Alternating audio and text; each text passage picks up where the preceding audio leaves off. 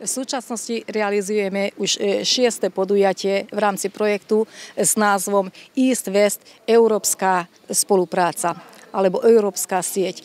Do tohto projektu sú zapojení partneri z 9 štátov Európskej únie a je nám veľkým potešením, že nás tu teraz privítali v Čechách naši partneri.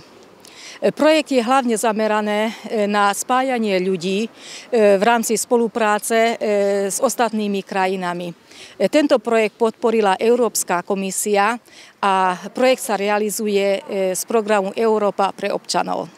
Ako už aj názov tohto projektu opisuje, hlavným cieľom, aby sme spoznali nie len hlavne turistické atrakcie alebo kultúrne a historické pamiatky jednotlivých štátov, ale to, aby sme sa zblížili, aby sme spoznali, ako žijú občania Európskej únie v rôznych krajín únie.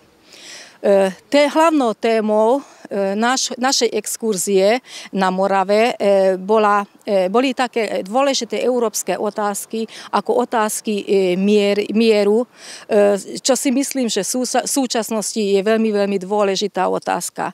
Asi sme už zabudli na tie hrôzy vojny a je to veľmi, veľmi potrebné, aby aj v dnešnej dobe, alebo aj dnešná mládež, aby sa pozoznámila s tými vecami, o ktoré vlastne nechceme prísť, o našu slobodu a o mier. Ďalšou dôležitou témou tejto exkurzie bola otázka, akým spôsobom, aký vplyv majú rozhodnutia Európskej únie na každodenný život občanov. Možno, že obyvatelia často si ani neuvedomujú, že tieto rozhodnutia sú aké dôležité, ako ovplyvňujú ekonomickú a hospodársku situáciu jednotlivých štátov. Je našim cieľom aj to, aby sme dali možnosť občanom, aby sa k týmto otázkam vyjadrili.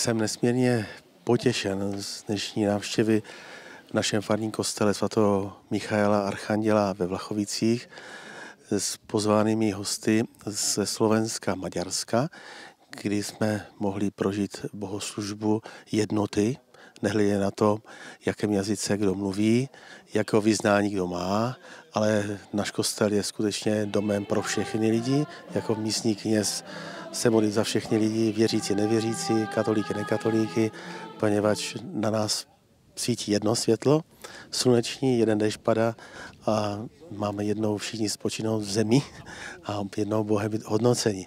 Nesmírně si vážím toho, že přicházejí tady prožít s námi, jak žijeme na Valašsku, co všechno děláme neskresleně a odejít obohacení o různé inspirační podněty. Přejdeme na krátkou procházku ke kaplici, je to asi tak 800 metrů, takže za chvilečku tam budeme. Bylo by škoda to místo nenavštívit.